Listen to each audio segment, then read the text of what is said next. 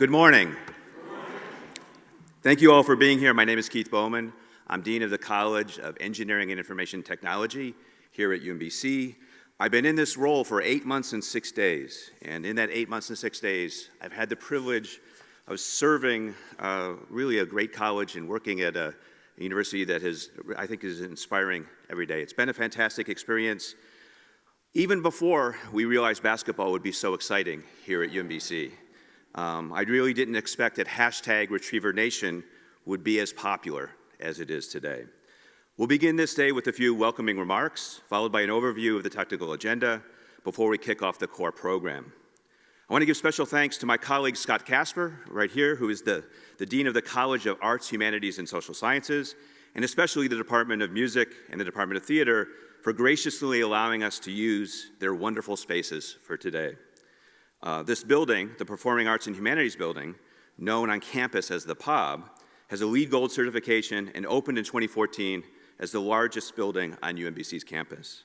This space, the beautiful Earl and Dario Linehan Concert Hall, seats almost 400 people and is the site of professional and student performances, as well as distinguished lectures and other events.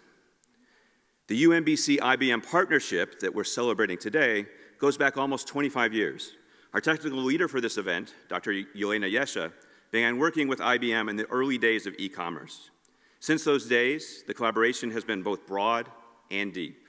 Many of our faculty have taken sabbaticals to work at IBM, including our Chair of Computer Science and Electrical Engineering, Dr. Anupam Joshi, who you'll hear from soon. Our most recent research collaboration connects artificial intelligence with cybersecurity.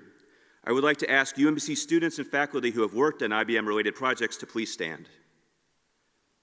And if you don't know if you have, so how about we give them a hand?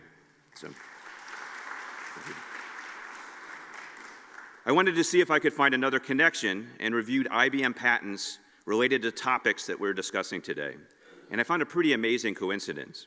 In 1963, an IBM employee and later IEEE fellow named Rex Rice, who was originally trained as a mechanical engineer, filed for a patent called Computer Data Storage Systems. It was the first IBM patent to explicitly discuss artificial intelligence. 1963 is also the year that the Maryland Senate was smart enough to pass a bill to establish a campus in Baltimore County. The patent was finalized in 1966, also the same year that UMBC first offered classes. Rex Rice later worked for Gordon Moore of Moore's Law, and also with Stan Mazer, the co-inventor of the first microprocessor, the Intel 4004. Stan also, interestingly, was a student from the program I was leading in San Francisco last year. I also found it surprising that Rex was born 100 years ago in 1918. But most importantly, he wrote in the patent something that could still be written today: the investigation of such problem areas as pattern processing and recognition, list processing, operations research, game theory, learning and artificial intelligence, and other advanced data processing research requires an extremely flexible and powerful data processing system able to manipulate data efficiently and to perform most record-keeping tasks automatically. In addition to artificial intelligence, today there are significant areas of future collaboration that we will discuss, including quantum computing and blockchain. We are pleased to be hosting this discussion and look forward to 25 more years of close collaboration. Dave McQueeney serves as Vice President of Corporate Technology, Head of Global University Programs, and Vice Chair of the IBM Academy of Technology. He has had an illustrious 30-year career at IBM Research. He is a solid-state physicist, which I know my colleagues from physics will be happy to hear. Dave is a friend to UMBC and a great partner. Please welcome Dave McQueeney.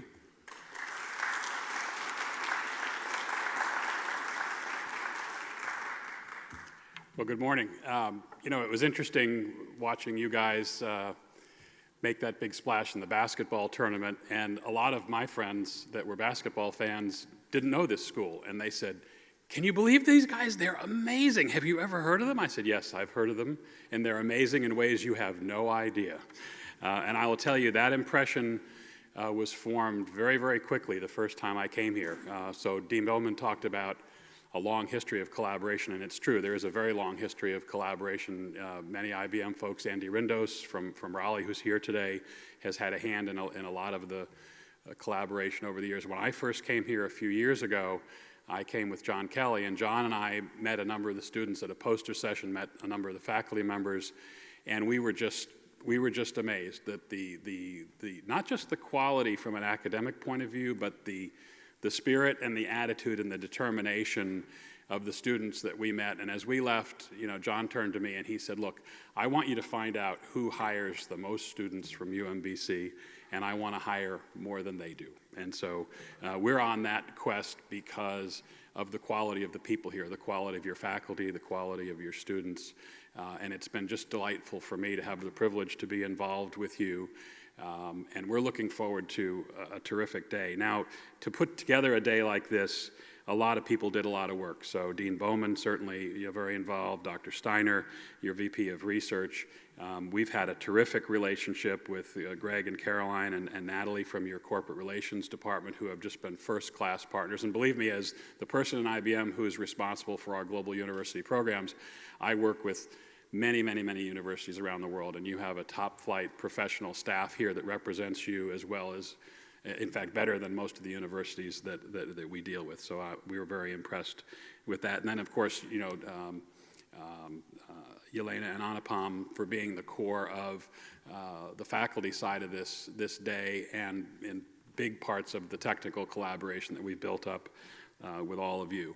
So we're looking forward to a terrific day. We've brought some of our best folks here to speak to you today on topics that we hope are of great mutual interest to you. They're certainly of great interest to us. So we're going to start off with Michelle Browdy, who's the senior attorney, the senior vice president, corporate counsel for IBM. And Michelle is going to talk about some of the intersections between the role of legal and policy in a corporation like ours. And believe me, these are interesting, in fact, in many cases, fascinating problems. So I hope you enjoy hearing the perspective of someone responsible for some of the most important decisions that the IBM company is faced with on a day-to-day basis. We also have Mac Devine, who's one of our IBM fellows, who's going to talk about our Watson and Cloud business. We have Andrew Wack, software architect from our quantum team, quantum computing, very much in the news recently. Certainly, it's been something known for a long time to the world of physics. It goes back to a paper by Richard Feynman many, many years ago called There's Plenty of Room at the Bottom. And for a long time, even physicists thought quantum computing was something that was very far away and was going to be a long time before it made a practical impact. And I think what you're going to hear today is that we're closing in on a time when we can start envisioning massive impact in actual practical uses of quantum computing. Jeff Kroom is here to talk about our work in cybersecurity. I know it's an important topic for you. It's an important topic for every one of our clients. Everyone is concerned about the role of technology pervading everything that we do, from our normal computing systems to our sensors, looking after our personal data. And so the world of cybersecurity is one that's almost at the top of the agenda of every one of IBM's clients today.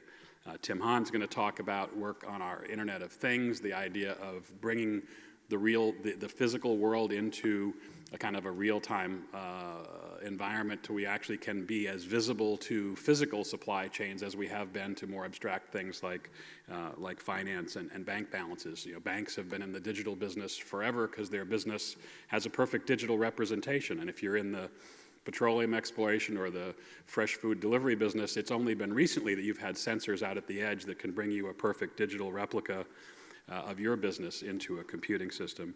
And then we'll finish up with Roman Vaculin, who's going to talk to you about some of the work we're doing on blockchain, which is a set of cryptographic techniques that we think are going to have a transformative impact on the activities of how business works. And so the cryptography and the computer science underneath it is very interesting, but the biggest impacts are actually on how business is done and how different parts of business interact with each other enabled by that technology.